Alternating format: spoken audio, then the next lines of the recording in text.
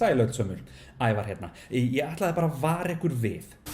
Skólaslit 2 byrja á skólaslit.is 3.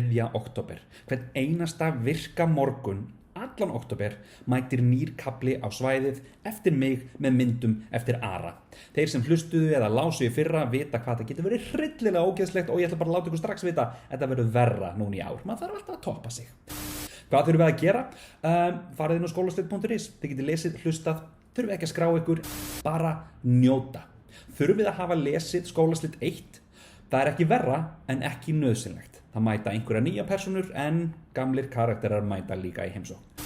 Þannig að alla virka daga í október, byrjum 3. október, endum 31. Þetta verður geggjað. Hlakka til að leyfa ykkur að heyra. Ekki aftur, þetta gerast í fyrra líka. Fyrir ekki ég þarf að...